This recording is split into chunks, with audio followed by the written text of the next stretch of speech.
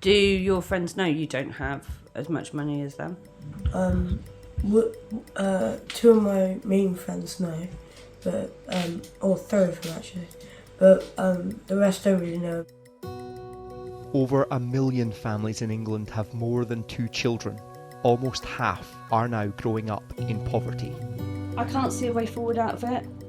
Like, I'm stuck, and it's hard. 15 years since austerity began, 4 years into a cost of living crisis. It's because of all of the services that have been cut so harshly and taken away from families. In the last 5 years, the number of children in food insecurity has doubled. The numbers in households unable to put the heating on has quadrupled. The poverty causing coldness, kids with asthma. Is it not scandalous that there is a real health divide? In Swindon, we're with the Williams family. The children get themselves ready for school while their mother is taking a moment in the kitchen where the others won't see her. Sorry.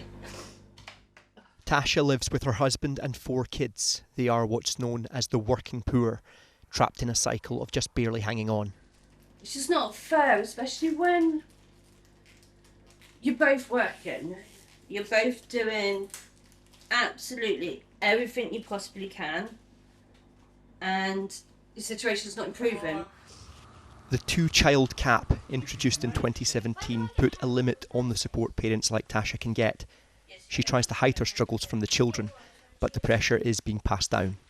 It's the kids that it's going to have the most effect on. Like, Doug worrying already about not getting his grades in English and maths and he needs extra tutoring. I can't afford that, but his friends can. So he's getting left behind educationally because he can't afford to bring himself up to speed. Doug is just 12, but he's already aware of the quiet daily arithmetic his parents must do. Hi, Doug. Hi. His mum recorded this with him for us.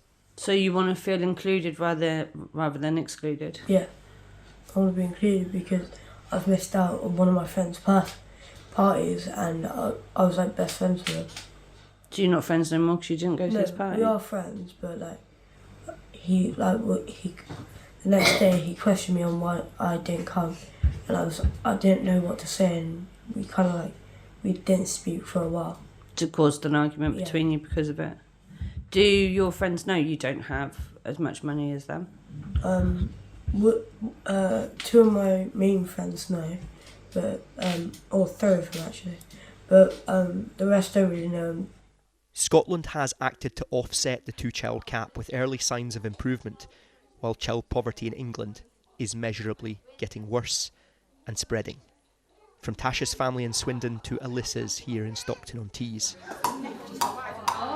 As well as having 5 children, Alyssa also cares for her partner and is a caterer and cook for her 95-year-old grandfather. My little boys are coming up 10, 7 and 4. 10, 7 and 4. Yeah, then my little girl is 5 and 1. With the 2-child limit, her family misses out on about £800 a month. Does it feel like you're living in poverty and deprivation? I like to stay positive really, and think one day I'll be able to go to work and change things. Like be able to achieve more and earn more, won't we? Is that your dream?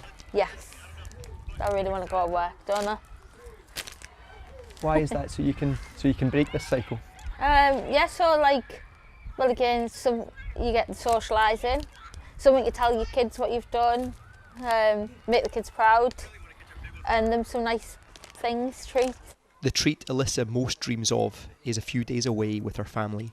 My friend actually gave me the caravan holiday last year, and I'm aiming to go maybe October this year, or have it as a family Christmas present to save on getting all toys that they don't need. Like spend that you don't need to spend on, but you do because you worry the presents aren't enough. So instead of buying Christmas presents, it'll be a caravan holiday for the family? Yeah, like things like that. What would you regard as a treat for yourself that you don't do? Oh, I don't treat myself. Crumbs. Maybe go and have your nails done. My friend's quite happy to do mine. Big luxury hairdressing things. Going to the hairdressers? Yeah. After so long, it has become routine to live like this. We'll get there though, won't we? The cost of childcare is consistently cited as a barrier to parents like Alyssa getting back into work. Mum and Dad! Miss that ball, can you pop down please? This school in the northeast is trying to address that. They have one rule for teachers. Which clubs are in EYFS tonight? To work here, they must offer at least one extracurricular group per week. Oh, fantastic. Were you making that? Yeah. Beans on toast? Yeah. Is that your favourite? The Hedgehogs is a breakfast and supper club.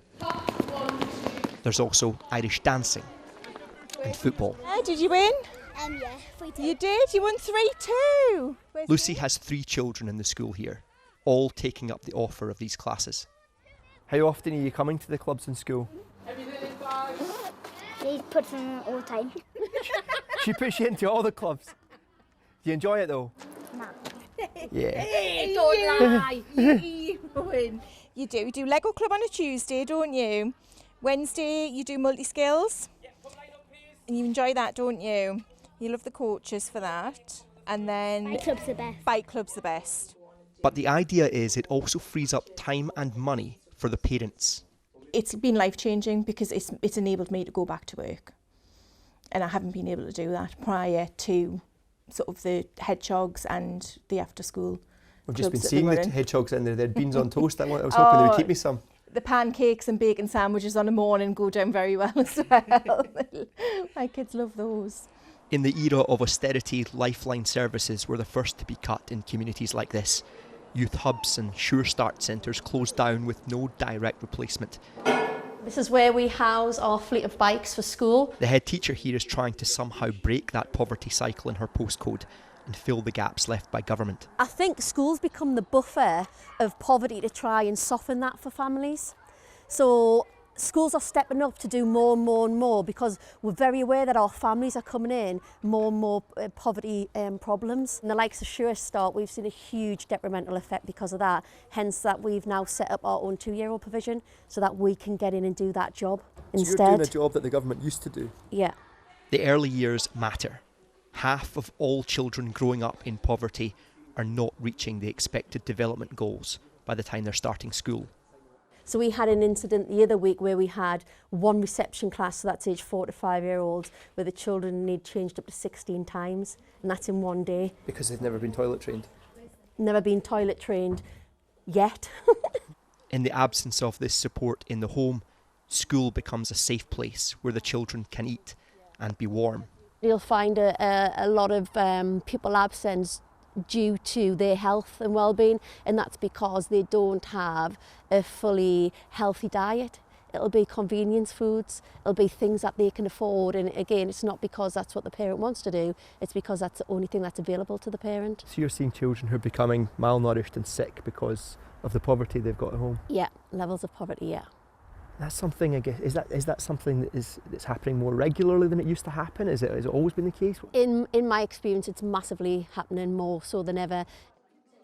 In some areas where there were Sure Start centres, there are now these family hubs.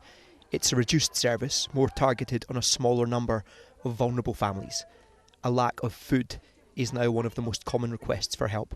It's trying to promote to people that there are options out there. There's kind of, food bank by referral, but there are a lot of kind of like eco markets where you can maybe pay like £5 a week and you can go and get 2 bags of shopping.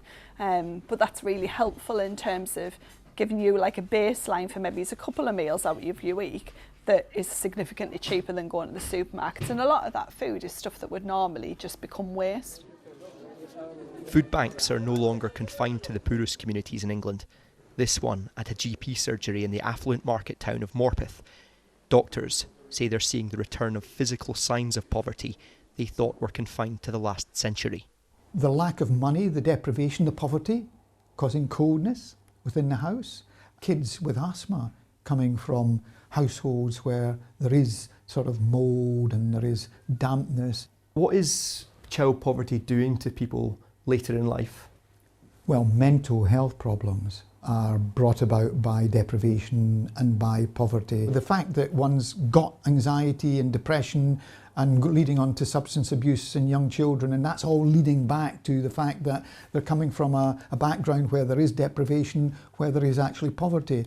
You know, we see many kids with behavioural problems at home, and then behavioural problems in the school and so forth. And that's again coming back to the fact that there is, you know, deprivation causes a lot of those sorts of outcomes. But I feel that if this was something you've come in the door and it's something that's only been the case for the last 2 or 3 years, well, we're going to do something about it. But is it not scandalous that this has been the case for, well, 30 years or so?